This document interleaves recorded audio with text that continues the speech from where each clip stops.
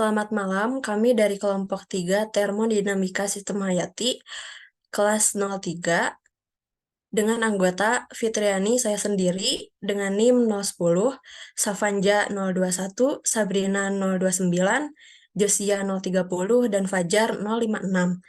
Kami akan mempresentasikan hasil kajian kami yang berjudul Aplikasi Perubahan Entalpi Metabolik dalam Studi Aktivitas Mikroba Tanah. Latar belakang dari kajian kami adalah menganalisis tanah yang dilihat dari persentase materi organik tanah atau SOM dan aktivitas metabolisme mikroba tanah dalam efisiensi penggunaan energi oleh mikroba dalam mengubah substrat organik menjadi biomasa, sehingga menghasilkan informasi mengenai respons mikroba tanah terhadap perubahan kondisi tanah termasuk perubahan jumlah bahan organik di dalamnya.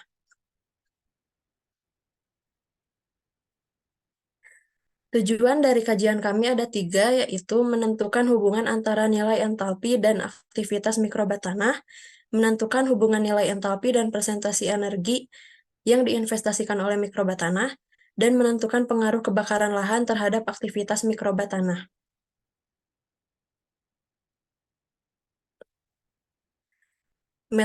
Metodologi yang kami lakukan pada kajian ini yaitu studi literatur, interpretasi data, melakukan perhitungan ulang, dan membandingkan hasil perhitungan.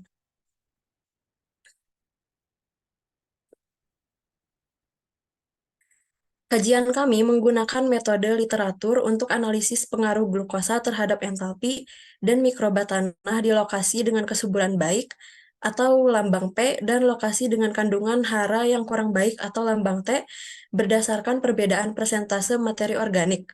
Sampel dari 2 jenis lokasi diambil masing-masing di 3 titik acak per lokasi. Setelah pencampuran dan penyaringan, pengukuran kelembapan bahan organik, karbon, nitrogen, dan pH. Sampel disimpan pada temperatur 4 derajat Celcius sebelum diukur dengan mikrokalorimeter. Kami menggunakan 3 persamaan untuk perhitungan di kajian ini. Yang pertama, yaitu delta H sama dengan QT per S0. QT yang merupakan perubahan kalor yang diemisikan oleh mikroba dan dideteksi oleh mikrokalorimeter. Sedangkan S0 merupakan jumlah nutrisi glukosa awal yang diperoleh dari gram glukosa dibagi massa molar. Kemudian persamaan 2 kami gunakan untuk mencari delta H anabolisme. Lalu untuk persamaan 3 adalah cara menghitung delta H dengan delta H anabolisme yang berjumlah 0.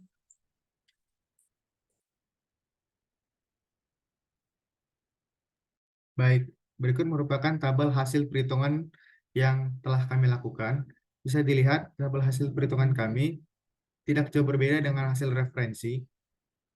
Dan dari ke-6 sampel, kami mendapatkan ke semua sampel memiliki perubahan entalpi yang bernilai negatif, yang artinya reaksi berikut merupakan reaksi katabolisme, di mana reaksi ini merupakan reaksi eksotermik di mana terjadi emisi kalor dari sistem ke lingkungan.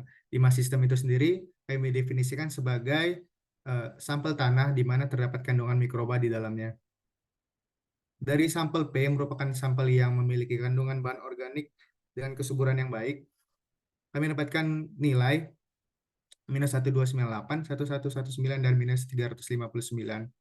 Yang menarik di sini adalah pada sampel PC di mana kandungan delta hanya kurang. Akan dijelaskan lebih lanjut.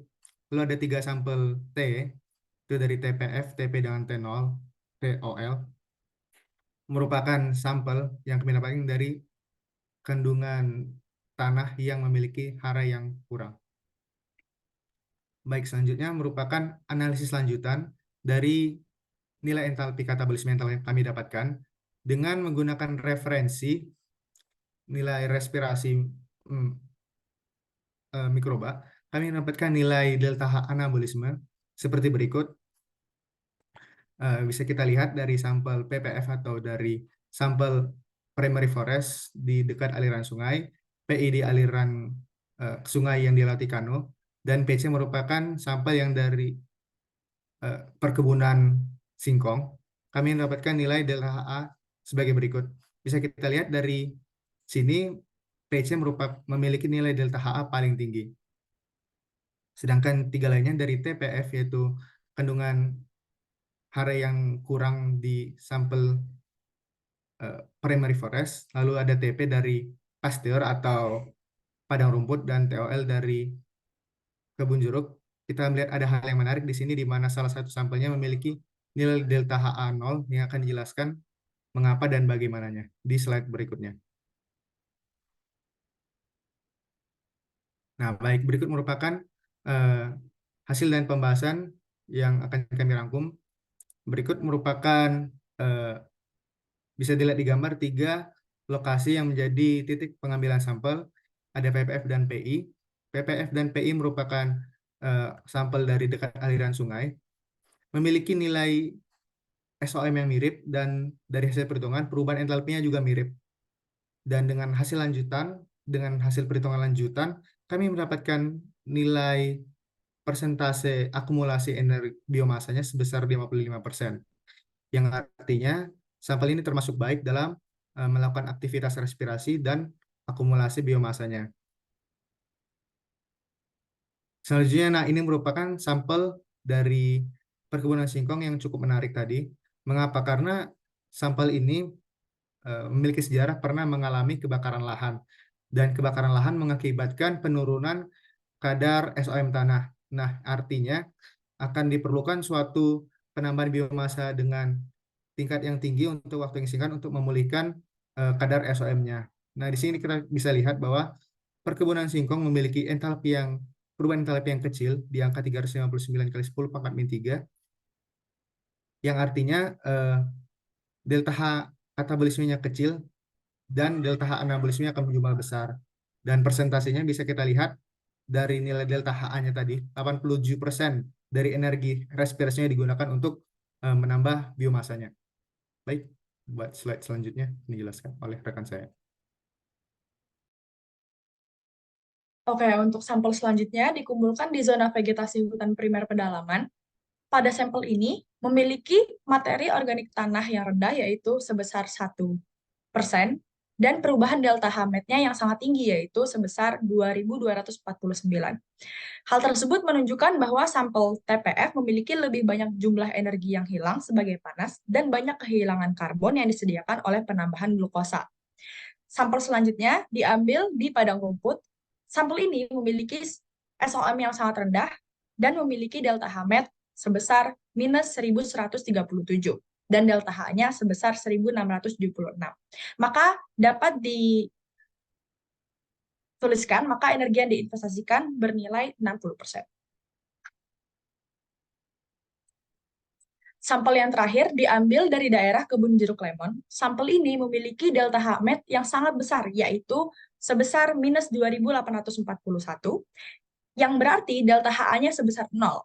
Delta HA sebesar 0 ini mengindikasikan bahwa energi yang diinvestasikan dan disimpan bernilai 0 pula.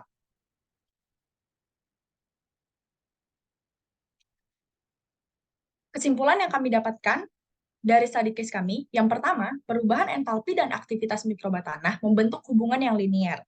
Semakin besar perubahan, maka aktivitas mikrobanya semakin tinggi.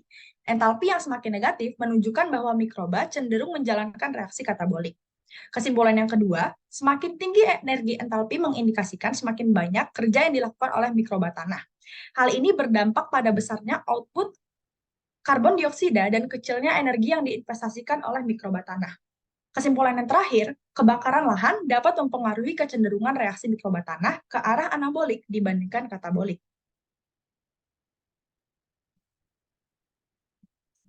Baik, dengan berakhirnya kesimpulan, berakhir pula presentasi kami pada kesempatan kali ini. Setelah melalui perjalanan panjang menyusun study case kami dari awal hingga akhirnya kami dapat mempresentasikan hal ini, kami mengucapkan terima kasih kepada Tuhan, Bu Lili, dan Pak Yusuf, dan mohon maaf bila ada kesalahan, kami ucapkan terima kasih.